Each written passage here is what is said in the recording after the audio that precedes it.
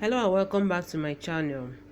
The mortal remains of Benedict XVI were moved early Monday morning to St. Peter's Basilica, where the late Pope will lie in state through January 4th. Cardinal Mauro Gambetti, the Archpriest of St. Peter's Basilica, presided over a brief ritual after Pope Emeritus Benedict XVI's body was carried up the center aisle of the Basilica at 7:15 a.m. The cardinal solemnly incensed the body and sprinkled it with holy water as a choir chanted song prayers offered for the repose of his soul. Benedict XVI is lying in state directly in front of the main altar of St. Peter's Basilica, above the tomb of the church's first pope, St. Peter. The former pope was dressed in red and gold vestments and wearing a gold mitre. Popes are traditionally dressed in red for their funerals. Benedict XVI had his rosary in his folded hands. He was wearing ordinary black clerical shoes, not the red shoes he famously wore during his reign. Thousands of people waited in a long line on January 2nd to enter the Basilica, some waiting before sunrise to pray and pay their respects to Benedict XVI, who led the Catholic Church from 2005 to 2013. Giancarlo Rossi, who lives in Rome, joined the line at 7:45 a.m.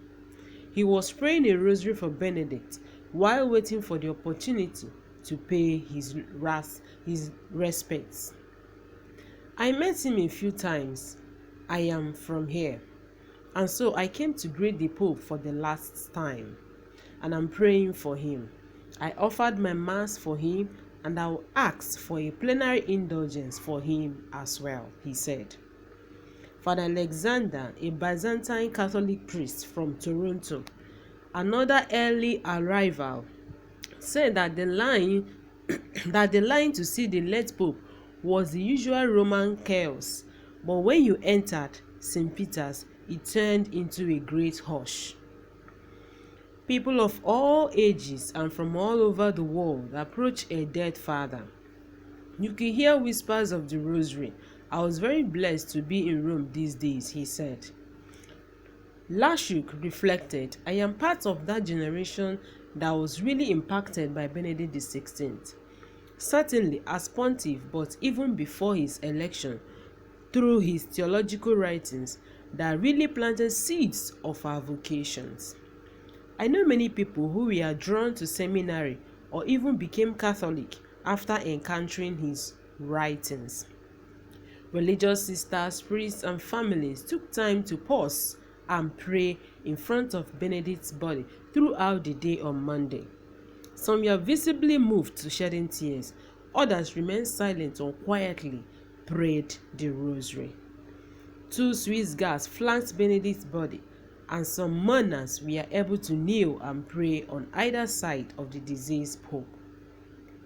The public will be able to view his body until 7 p.m. in the days leading up to his funeral on January 5th. On Tuesday and Wednesday, the Basilica will open earlier at 7 a.m., allowing 12 hours each day for the faithful to say their final goodbye to the beloved former Pope.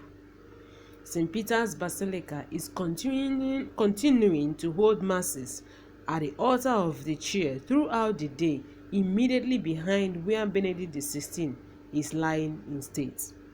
Following the funeral for Benedict XVI in St. Peter's Square, the late Pope's remains will be entombed in the Vatican crypt under St. Peter's Basilica.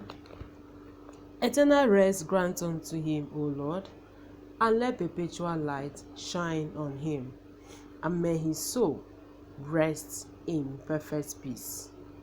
Amen. May Our Lady continue to intercede for you that you will enter heaven. Amen.